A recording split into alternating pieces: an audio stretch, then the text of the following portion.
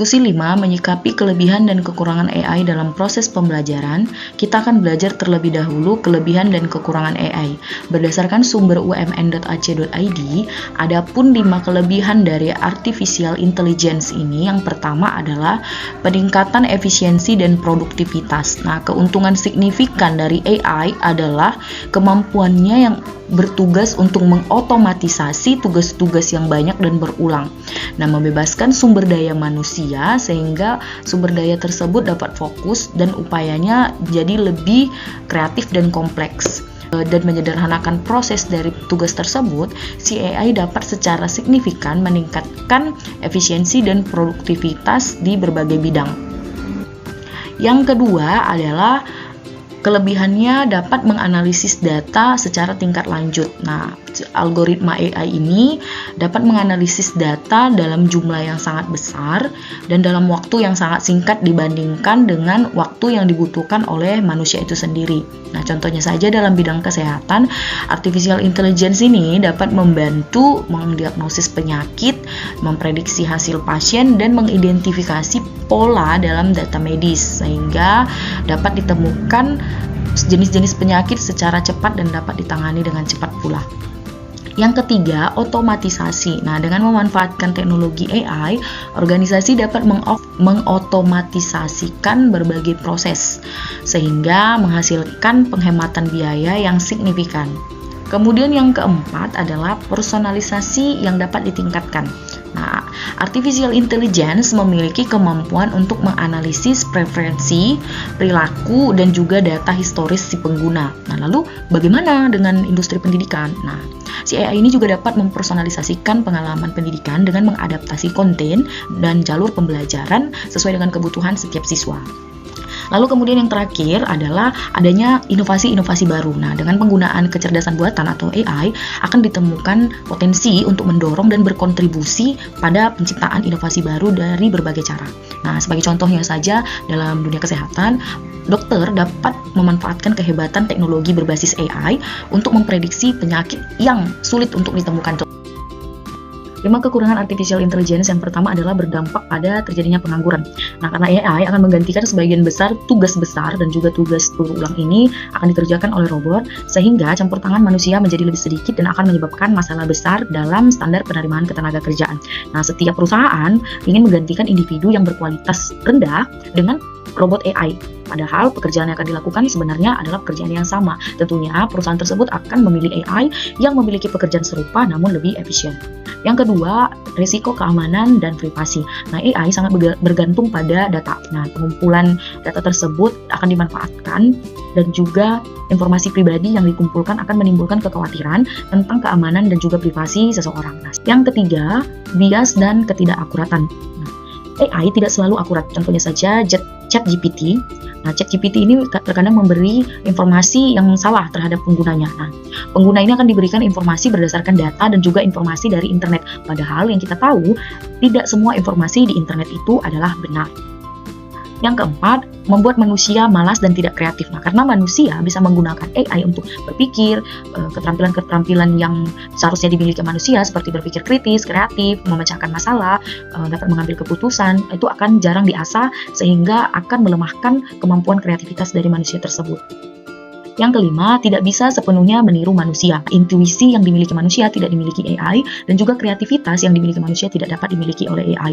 Nah, proses pengambilan keputusan tertentu tentunya akan membutuhkan pemahaman kontekstual, berdasarkan emosional, dan juga pertimbangan etika, ini tidak dapat ditiru oleh AI. Nah, sentuhan manusia tentunya juga akan amat sangat diperlukan dalam bidang-bidang seni, inovasi, dan juga pengasuhan dan lain sebagainya. Pada dasarnya, kecerdasan buatan membuka era yang penuh kesempatan namun juga ada rintangan. Nah, potensinya dalam mempermudah dan meningkatkan efisiensi pekerjaan manusia serta dalam mengatasi berbagai tantangan global tidak dapat dipandang sebelah mata. Namun, bila manusia tidak waspada dan juga bijaksana dalam menggunakan AI dapat menimbulkan ancaman bagi keamanan, merebut lapangan kerja, dan menjadikan manusia tersebut menjadi lebih malas. Meskipun demikian, alih-alih takut terhadap AI, sebaiknya kita dapat memanfaatkan teknologi ini untuk mengoptimalkan pekerjaan kita. Pengalaman saya dalam memanfaatkan AI sebagai seorang guru sebenarnya masih sangat terbatas dikarenakan kurang mendukungnya sarana dan prasarana di sekolah dan lingkungan masyarakat kami. Adapun pemanfaatan AI yang saya gunakan, contohnya adalah layanan Aro pada aplikasi PMM untuk membantu saya mencari ide kreatif dalam merancang pembelajaran yang kreatif dan interaktif. Kemudian menggunakan ChatGPT dan Gemini untuk berdiskusi dengan AI, mencari referensi metode atau bahkan referensi materi kreatif untuk diberikan kepada siswa. Saya juga sangat amat terbantu dengan adanya Canva yang membantu saya merancang soal-soal ulangan dan LKPD serta infografis materi yang dapat dicetak sebagai pendukung pembelajaran.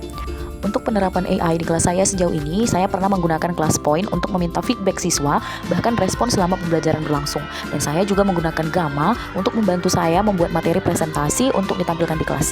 Kondisi terbatasnya perangkat keras dan jaringan internet menjadi kendala saya saat mengintegrasikan pembelajaran berbasis teknologi di kelas. Meskipun bagi saya pribadi saat ini amat sangat terbantu dalam menggunakan teknologi. Begitupun saat menggunakan AI, saya sangat amat terbantu dalam mendukung pekerjaan saya.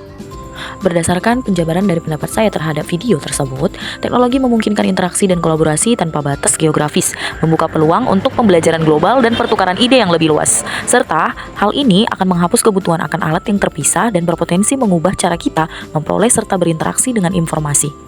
Kemudian, data yang rumit disajikan dalam format yang visual dan interaktif dengan adanya teknologi. Ini sangat membantu dalam memahami ide-ide yang abstrak atau informasi yang kompleks. Teknologi menjadi elemen penting dalam kehidupan kita, mendukung berbagai kegiatan harian mulai dari pekerjaan, kesehatan, hingga hiburan.